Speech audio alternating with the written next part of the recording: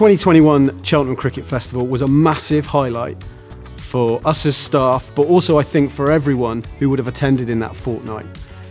It looked really different to the 148 festivals that came before, but our operations team worked their absolute socks off to put on a festival that really did bring to life what a celebration of cricket it is at Cheltenham.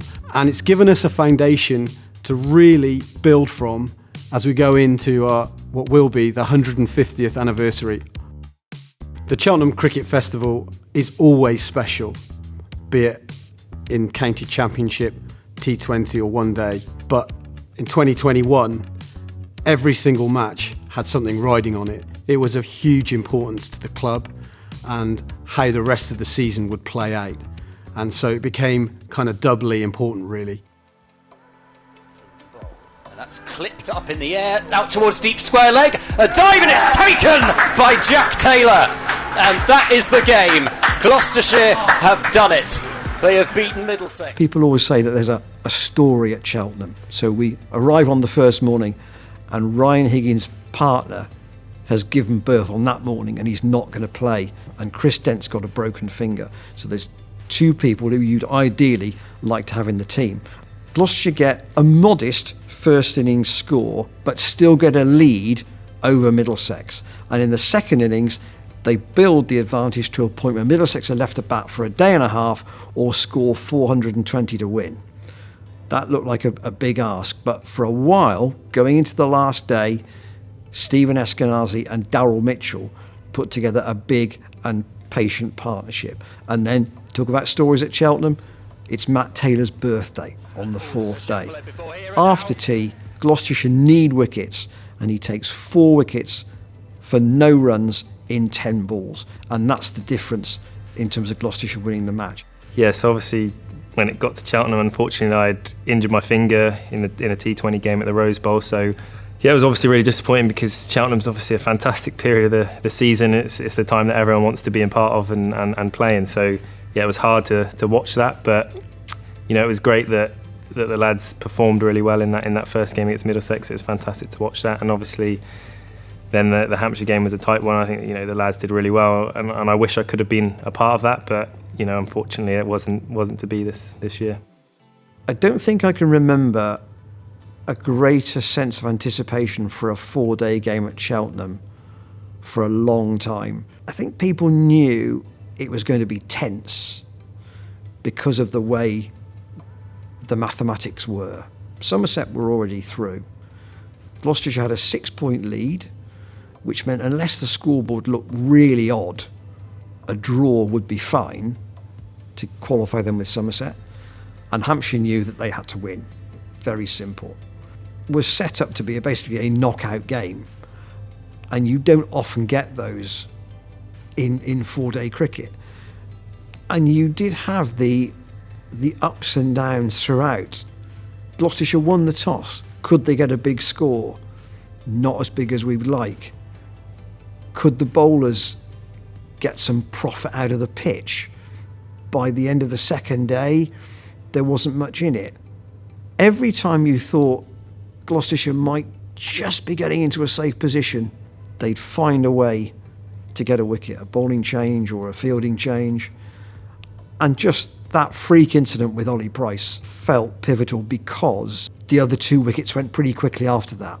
And it meant that Hampshire had basically done the difficult bit. Chasing 54 wasn't going to be an issue. But if you look at the season as a whole in the Championship to that point, Gloucestershire had won 5 games out of 10. They'd played some very positive cricket, and they'd also experienced, particularly in that Hampshire match, a lot of emotions which will hold them hopefully in good stead for Division 1 cricket that we can all look forward to in 2022. That relentless standard where you don't get a cheap session or a cheap hour from somebody. To be so close and coming down to that last game and so close, few points here or there throughout the season can make a difference to getting into that top 6. I think it was a great position to be in, but it was also very, very frustrating because we did come so close and we had played such good cricket throughout the season.